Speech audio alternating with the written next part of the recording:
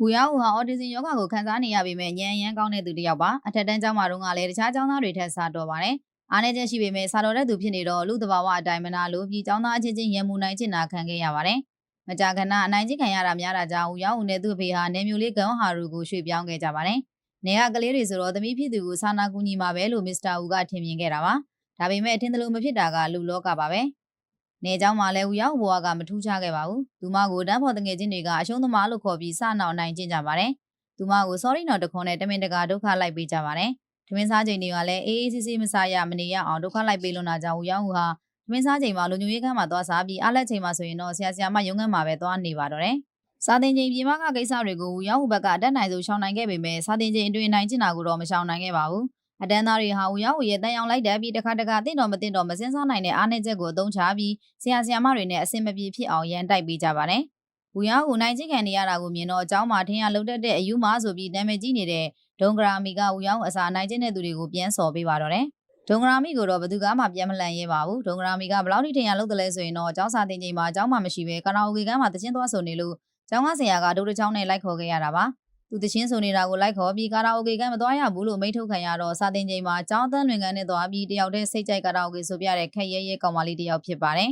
။ဝူယောင်ဟာဒုံဂရာမီကသူမအစာအနိုင်ကျင့်တဲ့သူတွေကိုပြန်ချပေးပြီးတဲ့နောက်နေ့မှာတော့ကျောင်းရှိဘတ်စကားဂိတ်မှာဒုံဂရာမီကိုသွားဆောင်နေပါတယ်။ကျောင်းကိုသူလာချင်းတလူလာပြီးဘဝကိုခက်အေးနေတတ်တဲ့ဒုံဂရာမီကိုကြာကြီးဆောင်လိုက်ရပါတယ်။ဒုံဂရာမီလည်းရောက်လာရောအနောက်ကနေတကောက်ကောက်လိုက်နေလို့ဒုံဂရာမီကဘာလို့လိုက်နေတာလဲလို့မေးတော့နေနဲ့နေရင်ငါဘေးကင်းတယ်လို့ဝူယောင်ကဖြေလိုက်ပါတယ်။ဝူယောင်အဖြေကြောင့်ဒုံဂရာမီအနေငယ်စဉ်းစားသွားပြီးနေကငါနဲ့နေတာဘေးကင်းနေဆိုရင်ငါကရောနေနဲ့နေရင်ဘာရမှာလဲလို့ပြန်မေးလိုက်ပါပြီ။ဒုံဂရာမီရဲ့မိကုံကိုဝူယောင်ကမတုံမဆိုင်မဲနေမှာတငယ်ချင်းမရှိလို့ငါနဲ့တငယ်ချင်းလုပ်ပေးမယ်လို့ဖြေလိုက်ပါတယ်။ဝူရောက်အဖြေကြောင့်ဒုံဂရာမီတယောက်အမှန်တရားကြောင့်ရှားထိသလိုဖြစ်သွားရပြီးမချိကျင်ခဲ့ဩရပါတော့တယ်။ဒုံဂရာမီပြုမှုကြောင့်ဝူရောက်လည်းလန့်သွားပြီးနောက်ကဆက်မလိုက်ရဲဘူးဖြစ်နေပေမဲ့ဒုံဂရာမီကဝူရောက်ကိုတငယ်ချင်းအနေနဲ့လက်ခံလိုက်ပါပြီ။အဲဒီလိုနဲ့ဝူရောက်ကိုထက်တက်နေတဲ့တခြားဒုံဂရာမီကတငယ်ချင်းအနေနဲ့ရှိနေပေးခဲ့ပြီးဝူရောက်ကိုကကွယ်ပေးခဲ့ပါတယ်။ဝူရောက်ကိုတက္ကသိုလ်တက်တော့ဝူရောက်တို့သားဖာဆိုးကိုပြန်ပြောင်းလာခဲ့ကြပါပြီ။တယောက်တဲ့တက္ကသိုလ်မတူတော့ပေမဲ့ငယ်တငယ်ချင်းဒုံဂရာမီနဲ့ကအဆက်အသွယ်မပြတ်ခဲ့ပါဘူး။တယောက်နဲ့တယောက်တွေ့ရင်ထူးထူးဆန်းဆန်းသင်္ကေတတွေနဲ့နှုတ်ဆက်ကြတယ်လို့တယောက်နဲ့တယောက်လည်းတော်လေးချစ်ခင်တွေ့တာကြပါတယ်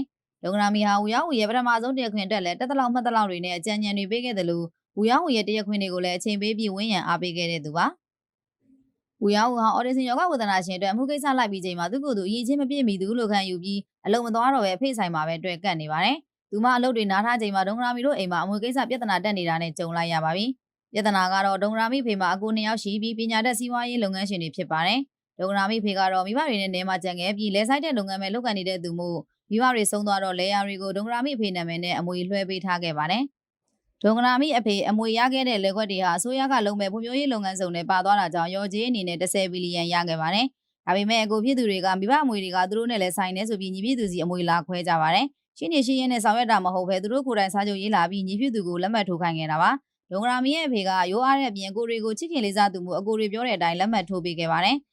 စာချုပ်ပါအကြောင်းအရာထဲမှာကအမွေကို3ဦးအညီမျှခွဲတာမဟုတ်ပဲအကြီးဆုံးကိုက90ရာခိုင်နှုန်းအကိုအလက်က30ရာခိုင်နှုန်းနဲ့အငယ်ဆုံးဖြစ်တဲ့ဒုံဂရာမီအဖေက20ရာခိုင်နှုန်းခွဲယူကြမှာပါအမွေနဲ့ပတ်သက်တဲ့အခွန်အခတွေကိုလည်းဒုံဂရာမီဖေကပေးရမယ်ဆိုတဲ့အချက်ပါဝင်ပါသေးတယ်။အဲဒီလိုနဲ့ရောကြီး10ဘီလီယံကိုခွဲလိုက်တော့ဒုံဂရာမီဖေကစာချုပ်အရာ2ဘီလီယံရပေမဲ့အမွေနဲ့ပတ်သက်တဲ့အခွန်အခက2.26ဘီလီယံဖြစ်နေတာကြောင့်အမွေရလိုက်ခါမှာအကျွေးသန်း160တင်တယ်လို့ဖြစ်သွားခဲ့ရပါပြီ။အကိုဖြစ်သူများနဲ့ညှိနှိုင်းကြည့်တော့လဲစာချုပ်မှာလက်မှတ်ထိုးပြီးသားမို့တာဝန်မယူပေးတာကြောင့်ဒုံဂရာမီတို့မိသားစုအကျွေးတင်ကြတော့မှာပါ။ဦးကြီးဖြစ်သူတွေရဲ့မတရားလုပ်မှုကြောင့်ဘလို့ဖြစ်ရှင်းရမယ်မသိတော့ဒုံဂရာမီတရားဝူယောင်းဦးစီအပြေးရောက်လာပါတော့တယ်။ဝူယောင်းဦးကိုအကျိုးအကြောင်းပြောပြပြီးဘာလို့ရမလဲဆိုတာတိုင်ပင်လိုက်ပါတယ်။တငယ်ချင်းအရင်ကြီးရဲ့ကိစ္စဖြစ်နေတာရောအလုံနာထားပြီးအိမ်မှာစိတ်လည်နေတာရောကြောင့်အဖေဖြစ်သူကနေမှာအကြောင်းစုံစမ်းကြမယ်ဆိုပြီးကမ်ဟာရူကိုလိုက်ခဲ့ကြပါတယ်။ဒုံဂရာမီမိဘတွေနဲ့တွေ့ပြီးအကြောင်းစုံကိုအသေးစိတ်မေးကြည့်တော့အကိုဖြစ်သူတွေကဥပဒေအရရပိုင်ခွင့်ဆိုပြီးပြောတာကြောင့်စာချုပ်ကိုလက်မှတ်ထိုးပေးလိုက်တာပါလို့ဆိုပါတယ်။တကယ်တော့ဥပဒေပြတဲ့ချက်ကပြောင်းသွားခဲ့တာကြာခဲ့ပါပြီ။အကိုကြီးဖြစ်သူကပိုရမယ်ဆိုတဲ့ဥပဒေပြတဲ့ချက်ကဖျက်သိမ်းလိုက်တာကြာပြီမို့အကိုဖြစ်သူတွေကယုံကြည်မှုကိုလွဲသုံးစားလုပ်ပြီးလိမ်လည်သွားတယ်လို့ဦးရောင်းဦးကသုံးသပ်ပြပါတယ်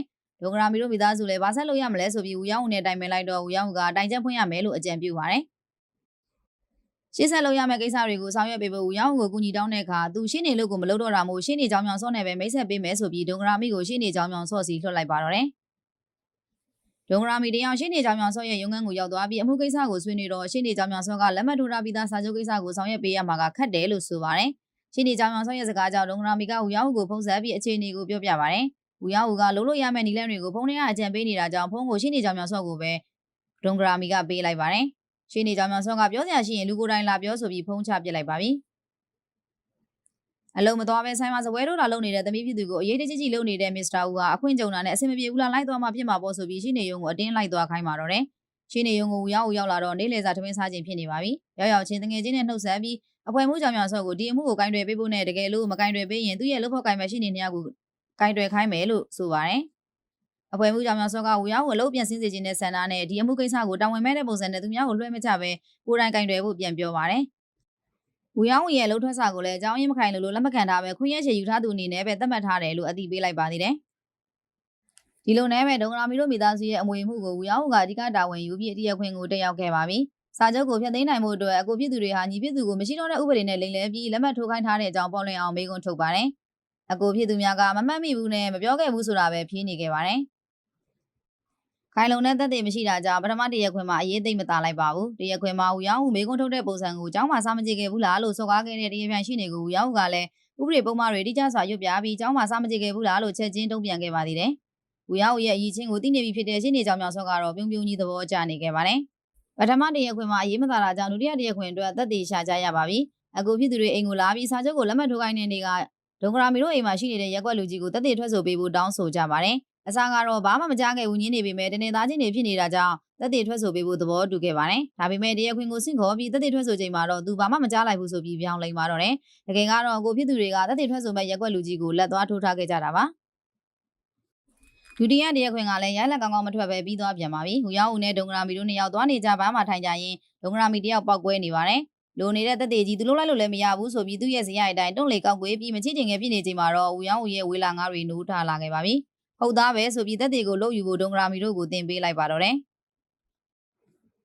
ဒုံဂရာမီရဲ့ဦးကြီးနှစ်ယောက်နဲ့အတူဆွေမျိုးများဟာဘိုးဘနှစ်ပတ်လည်ကြော့ပွဲအတွက်ပြင်ဆင်နေကြပါတယ်။ဒုံဂရာမီတို့ကလည်းနှစ်တိုင်းလာနေကြမှုဒီနှစ်လည်းအမွေအမှုကိစ္စဖြစ်နေပေမဲ့သားမိသားဖသုံးယောက်ရောက်လာခဲ့ကြပါတယ်။အကိုဖြစ်သူများကညီဖြစ်သူကိုအကိုတွေကိုတရားစွဲပြီးလာရဲသေးလားဆိုပြီးစကားနာထိုးကြပါပြီ။ဒုံဂရာမီကအယက်မှုကျင်အောင်ဆောင်ပြီးဦးကြီးနှစ်ယောက်ရဲ့စိတ်ကိုမတိုးတူအောင်လိုက်ဆွပါတော့တယ်။အယက်မှုနေတဲ့ဒုံဂရာမီကိုပထမကတော့သိခံနေကြပေမဲ့အခြေအနေမတင်းမာမချင်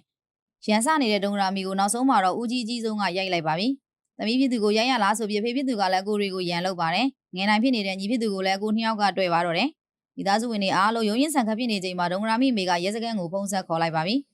နောက်ထပ်တရားခွင်မှာတော့ဒုံဂရာမီနဲ့ဒုံဂရာမီအဖေဟာခန္ဓာကိုယ်မှာတရားတဲ့ချက်အပြည့်နဲ့ထိုင်းနေကြပါတယ်။တရားသူကြီးကတရားလူနှစ်ယောက်ဘာဖြစ်တာလဲဆိုပြီးမေးခွန်းထုတ်လိုက်တော့ဦးရောင်းဦးကတရားပြိုင်များဟာသူ့ရဲ့အမှုတွေကိုကြမ်းဖက်ခဲ့ပါတယ်လို့ရှောက်ထားလိုက်ပါပြီ။သူမပြင်ဆင်ထားတဲ့အကြမ်းဖက်မှုအတွက်သက်သေများကိုလည်းတရားသူကြီးကိုတင်ပြလိုက်ပါတယ်။သက်သေများတင်ပြပြီးမှဦးရောင်းဦးကတောင်ကိုရီးယားနိုင်ငံရဲ့ဥပဒေတစ်ခုကိုထောက်ပြခဲ့ပါတယ်။ဒုံဂရာမီအဖေရေးထိုးခဲ့တဲ့စာချုပ်ကသူရတဲ့အမွေတွေကိုအကိုဖြစ်သူများထံခွဲဝေပေးဖို့ရေးထိုးခဲ့တဲ့စာချုပ်ဖြစ်တာကြောင့်လက်ဆောင်စာချုပ်အမျိုးအစားပါ။တောင်ကိုရီးယားနိုင်ငံရဲ့ရပ်ဘက်ဥပဒေအရလက်ဆောင်ပေးခဲ့တဲ့သူကိုလက်ဆောင်လက်ခံတဲ့သူကအကြမ်းဖက်ခဲ့ရင်လက်ဆောင်စာချုပ်ကိုဖျက်သိမ်းလို့ရတယ်လို့ပြဋ္ဌာန်းထားပါတယ်။ဦးရောင်းဦးကအဲ့ဒီဥပဒေကိုထောက်ပြပြီးသူ့ရဲ့အမှုတွေကိုကြမ်းဖက်ခဲ့တဲ့အတွက်လက်ဆောင်စာချုပ်ကိုဖျက်သိမ်းချင်ပါတယ်လို့တရားသူကြီးများထံလျှောက်တင်လိုက်ပါတယ်။တရားပြန်ရှင်းနေဟာကြမ်းဖက်မှုကိုဦးရောင်းဦးတင်ပြနေတော့ကလည်းဦးရောင်းဦးသွားချင်နေတဲ့လမ်းကြောင်းကိုမမှန်းဆမိပါဘူး။အမှုနဲ့မဆိုင်လို့မတင်ပြဖို့ကိုတောင်လှမ်းပြောခဲ့ပါသေးတယ်။ဦးရောင်းဦးရဲ့စာချုပ်ဖျက်သိမ်းဖို့တောင်းဆိုတဲ့အဆိုပြုချက်ကိုကြားမှာဒီလိုလုပ်ချင်လို့တမင်ဆက်လန်းဆင်ပြီးကြမ်းဖက်မှုဖြစ်အောင်လုပ်ခဲ့တာလားလို့တရားပြန်ရှင်းနေကမေးခွန်းထုတ်လိုက်ပါတယ်။သူမကိုထိထားရင်ပြန်ပြီးတံပြန်လုပ်ပြတတ်တဲ့ဦးရောင်းဦးကတော့သူမတို့သက်သေမခိုင်လုံခင်ကတရားပြန်ရှင်းနေတစ်ချိန်လုံးမင်းနေတ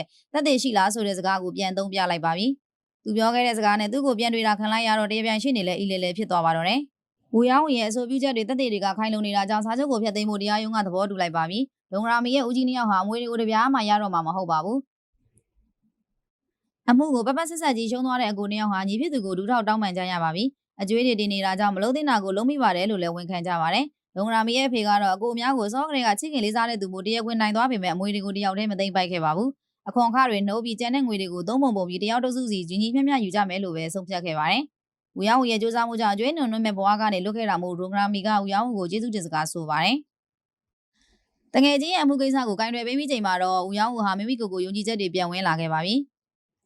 ရှင်းနေကြောင်မြောင်စောစီသွားပြီးထွန်းစာကအကျုံးဝင်သွားပြီလားလို့မေးလိုက်ပါတယ်။ရှင်းနေကြောင်မြောင်စောကအကျုံးဝင်သေးဘူးဒီနေ့လုံးမလို့ဆိုပြီးပြောတော့ကျမဒီနေ့ကစပြီးအလုပ်ဆင်းလို့ရလားလို့ခွင့်တောင်းလိုက်ပါတယ်။အစောကလေးကရုံးမြတ်တက်ဖို့ပြောချင်နေတဲ့ရှင်းနေကြောင်မြောင်စောကအလုပ်ကတော့ပြန်တက်လို့ရတယ်နားရက်တော့ယူလို့မရဘူးလို့ဆိုပါတယ်။တခွန်းမှအကျုံးမခံတတ်တဲ့ဦးရောင်းဦးကနားရက်ကအရင်ကလည်းမယူခဲ့ပါဘူးဆိုပြီးပြန်ပြောလိုက်ပါတယ်။ဦးရောင်းဦးကိုညီမလေးတယောက်လိုချစ်ခင်နေပြီဖြစ်တဲ့ရှင်းနေကြောင်မြောင်စောဟာသူ့ကိုတခွန်းမှအကျုံးမခံပဲပြန်ပြောပြီးသူခန်းထဲကထွက်သွားတဲ့ဦးရောင်းဦးကိုကြည့်ပြီးပြုံးပြုံးကြီးကျန်းနေခဲ့ပါတော့တယ်။